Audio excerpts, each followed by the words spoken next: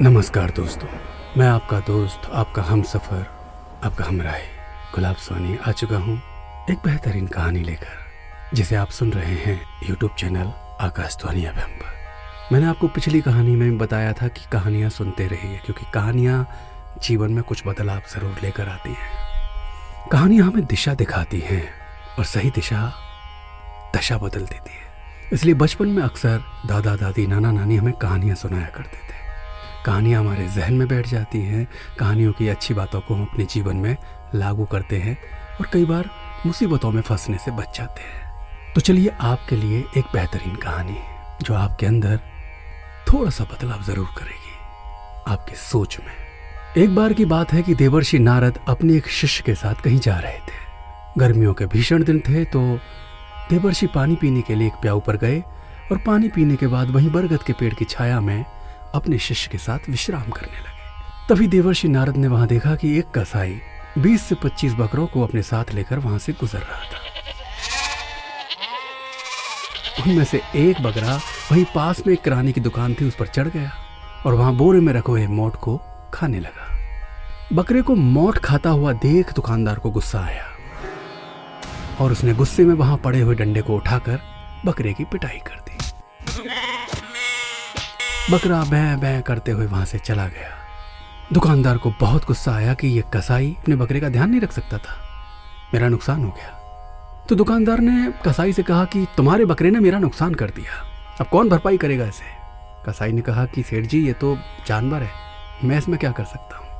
तो दुकानदार ने कहा कि सुनो, तुम्हारे बकरे ने मेरे मोट खाए हैं, ठीक है, जब उसकी मुंडी काटो तो मुझे दे के जाना। कसाई ने कहा ठीक है सेठ जी, दे जाऊंगा। और कसाई वहां से चला गया। इस पूरी घटना को नारद जी पेड़ के नीचे बैठे बैठे देख रहे थे और मुस्कुरा रहे थे। नारद जी का शिष्य नारद जी की तरफ देख रहा था। थोड़ी देर बाद नारद जी अंतर्ध्यान में चले गए। कुछ ध्यान मग्न हुए, आंख बंद किए और कुछ समय के पश्चात जब नारद जी ने आंखें खोली तो वो दुखी हो गए। नारद जी के चेहरे पे परिवर्तन देखकर उनके शिष्य ने पूछा कि हे गुरु जी, कुछ देर पहले तो आप मुस्कुरा रहे थे, लेकिन अभी आप दुखी क्यों हो गए? कृपया मुझे इस रहस्य के बारे में बताइए। तो नारद जी ने कहा कि इस पूरे घटनाक्रम में तुमने क्या देखा? शिष्य ने कहा कि मैंने कुछ नहीं देखा। एक बकरा था, वो चढ़ा, उसने दुकानदार का नुकसान किया, दुकानदार ने उसकी पिटाई कर दी और कसाई वापस उसको लेकर चला गया।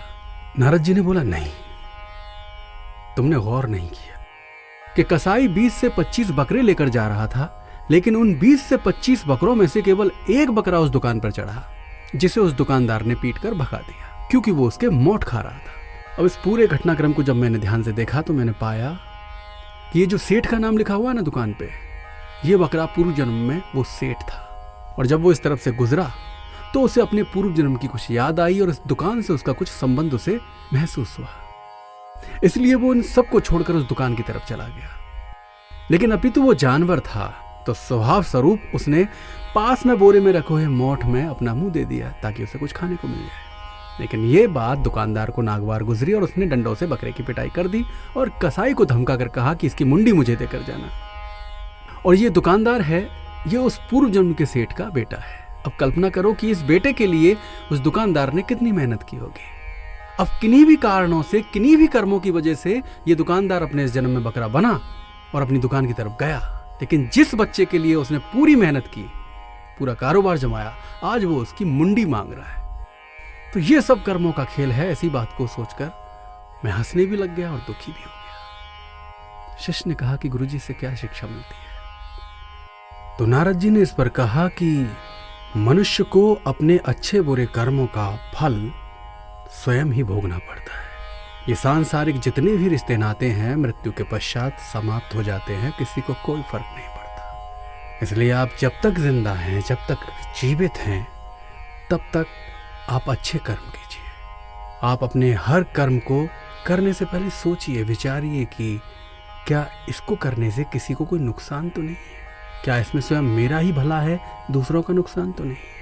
आप प्रकृति की हर चीज को प्यार कीजिए, प्रकृति आपको वापस कुछ न कुछ देगी जरूर। आप जानवरों को प्यार कीजिए, आप लोगों को प्यार कीजिए, आप महिलाओं का सम्मान कीजिए। अगर आप मन से भी किसी का बुरा सोचते हैं तो वो भी आपके बुरे कर्म फलों में शामिल हो जाता है, और आप मन से भी किसी का भला सोचते हैं तो वो आपके अच्छे कर्म फलों में सम्मिलित हो जाता है। तो दोस्तों, आपको कहानी अच्छी लगी होगी, आपसे फिर मुलाकात होगी अगली किसी कहानी के साथ। तो आप हमारे चैनल को सब्सक्राइब कीजिए, शेयर कीजिए और कमेंट्स कीजिए। आपसे फिर मिलेंगे। धन्यवाद।